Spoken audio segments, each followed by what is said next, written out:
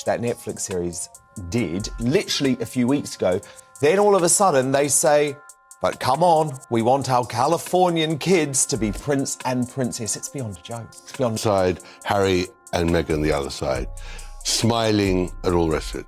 But at that time, William... For the monarchy, after Harry and Meghan used their vile Netflix reality series to try and tear down the late Queen's most treasured institution. Here's a reminder. They thought the storm had passed. They thought the palace had moved on. But now, one man, feared in royal circles, has allegedly dropped the kind of bombshell that doesn't just bruise reputation, it could erase them. Tom Bower, the razor-sharp biographer known for peeling back the monarchy's most guarded secrets, is said to have released tapes so explosive, insiders claim they could shatter Harry and Meghan's carefully built empire. Yeah. I mean, they are the arch hypocrites. And what's so awful about the Commonwealth thing is that it's vital for Britain. It's important for the 54 nations who are part of it, that Harry and Meghan had already recorded their poison for Netflix. It was already edited. All the stuff that we heard today. And these aren't polite dinner party whispers. These recordings, if real, dive into private conversations, moments when the cameras weren't rolling, when the brand polish was stripped away, and ambition stood naked. But perhaps the most chilling part? These tapes don't just target Meghan's image. They pull Harry into the blast zone, exposing a man who may no longer be steering his own life. They have demeaned it by saying that it's all Empire Stroke 2 and the Netflix thing. But of course, the greatest damage which the Sussexes have done to the Commonwealth is their accusation of racism. The royal family is racist, which he then peddled back on Harry because he knew it was untrue. It was one of Meghan's many lies. And that is really what's so awful. And that's why Charles lying, about William screaming and shouting, was in the can, was being edited. And they duplicitly did not reveal. According to Palace Whispers, Tom Bower didn't stumble into this discovery. For years, he's been collecting an arsenal, phone calls, transcripts, confidential exchanges, stretching back to before the 2020 royal exit. And now, sources claim, he's finally let part of it slip into the public sphere. The alleged tapes reportedly capture Meghan in her own word, mapping out strategies that go far beyond charity work or activism. Very hard yesterday to assert the importance of the Commonwealth. He's quite right, but whether that'll save the institution... Well, the problem is it's had none of the pickup as the Netflix series did. What did you make of the prince and princess thing? Because it felt very telling to me that the royal family didn't update their website. They were going to. Now, Harry's got form on that because he did exactly the same at Prince Philip's funeral when he recorded that whole thing about how his father was responsible. The reaction behind closed doors? Shock. Not the polite, restrained shock of royal etiquette, but the kind of panic that makes aides close their office doors and speak in whispers. Because if what's on these tapes is even half true, this isn't just a PR scandal. This is a question of legitimacy, identity, and the very foundation of the Sussex story. But it's not the number of tapes that matters. It's what Meghan is allegedly caught saying on them. Do you think Charles was hoping that Harry and Meghan would say, oh, you know what, we actually don't want the title? Well, I think this is a very sad indication of King Charles's weakness. He should have signed the letters which prevented them taking the titles. And just in the same way that he can't decide, really, whether Harry should come, knowing that he'd done his family down in the Apple broadcast, the armchair broadcast, and didn't reveal it. So he's as duplicitous as Meghan, but it's worse because she's an actress. She's got no stake in this country. One alleged snippet has Meghan laying out what sounds, to critics, less like parenting and more like marketing. People connect to stories about mothers and children, she reportedly says. That's how you build empathy. In another world, that might pass as a casual observation. But coming from a duchess accused of turning her life into a global brand, it reads very differently. Royal commentators pounced. To them, this wasn't the voice of a mother cherishing her children. It was the voice of a strategist, building an image block by block. I mean, clearly as a father, he'd like him there, but this isn't about being the father. This is about being the head of the nation. And he should make quite clear that Harry is not welcome. But everything about Charles is so indecisive. He can't even at the moment decide whether he should wear a uniform or not on the coronation, or breeches. And he can't decide which... Harry, a former army officer, betraying the army, his country, his family, his father, dumping on the king, the future king too, and also on his grandmother. Privacy, they now suggest, wasn't about safety, it was about control. A calculated drip feed of moments, smiles, and glimpses designed to make the world lean in. But the whispers didn't stop there, because the phrase that's been floating in internet corners for years has now been tied, allegedly, to these tapes. This is the problem with Charles, and has been throughout his whole life. He wants to please everybody, and yet he poses as a confrontationist, and it doesn't work. So he should have, vis-a-vis the Sussexes, cancelled the titles, and he should make absolutely clear that Harry is not welcome. And the thing is, he would have had the public on side. He will, and the public will be very against him if Harry comes. Extraordinary. I mean, Diana would be shocked. The one thing Diana didn't do was be so duplicitous, so dishonest. For years, rented kids was dismissed as cruel online gossip. No one serious entertained it. Now, according to these alleged recordings, that very phrase is linked directly to private discussions, with Meghan's own voice in the mix. The core of the claim isn't whether Archie and Lilibet exist, it's whether their presence has been crafted into a PR tool, carefully managed for maximum sympathy and brand value. Well, and what's going to happen there? Because what has really annoyed me over the past couple of weeks is Harry and Meghan yet again are treating the coronation as if this is some sort of reality show, some sort of game. Oh, we've received our email invitation now, but we're not going to reveal whether we're coming or not. It's so transparent that they want to make it all about them. Diana made it clear, didn't she? Her criticism was always reserved for Charles. Absolutely. Not for the Queen, not for the institution of monarchy itself. But Harry has actually gone out of his way.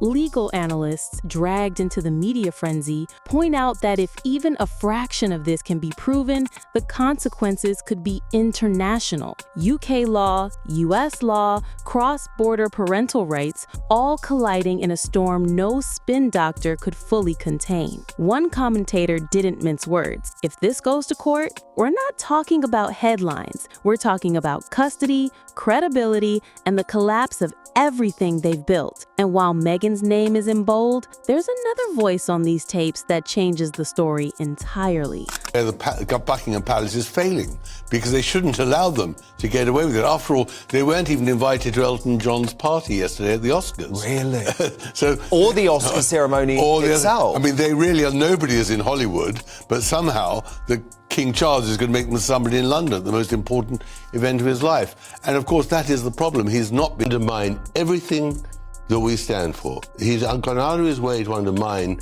the family, the institution, everything. And I think Diana, we all know, Diana would be shocked. In one recording, described by insiders, Harry can be heard hesitating. Do we really need to go this far? He allegedly asked. It's a question loaded with doubt, the kind of doubt you only voice when you know you're already halfway down a road you shouldn't be on. Meghan's alleged reply is chilling in its finality. It's already done. This is who we are now. And that is going to undermine the status of the monarchy in Britain if he's not very careful. And so what do you think Harry and Meghan are weighing up? Well, they're weighing up how they can always promote themselves. And then they've got to come, though. Well, they haven't got to come, because if they're put in row 54 behind a column, they won't come, and that's exactly what should happen.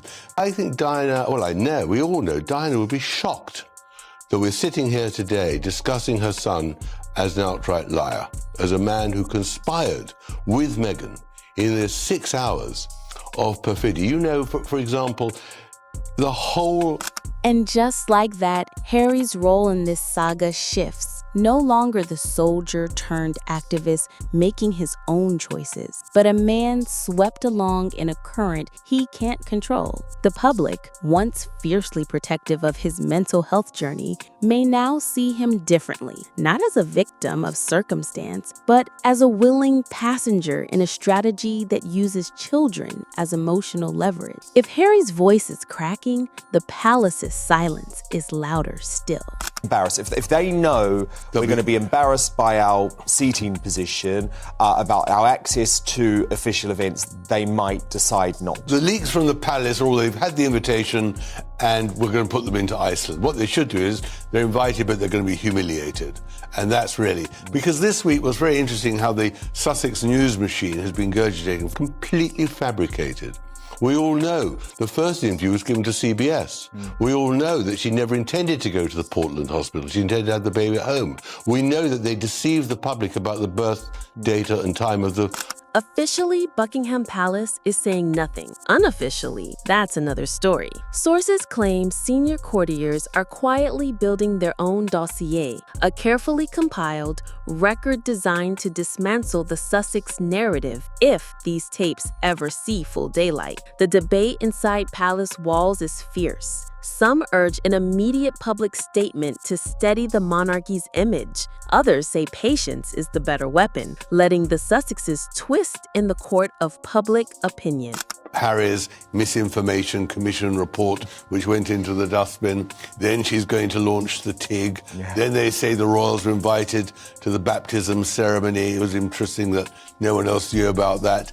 Everything is a constant drip now. And then, of course, what was really important was that photograph of Meghan the day after of the whole event. So, and also, you know, even it goes down to the lawyer saying that in that statement, when they have that long attack on... But one thing is clear, the gloves are off. The Sussexes' titles, their place in royal events, even their future in the line of succession, all are now whispered about in meetings where no one dares keep notes. Yet while the palace is sharpening its weapons, another power base is quietly slipping away. That Meghan, we know she lied in her statement that she says that she didn't cooperate with Omid Scobie, and she said that she didn't consult anyone in writing the letter to her father. That was in a sworn written statement.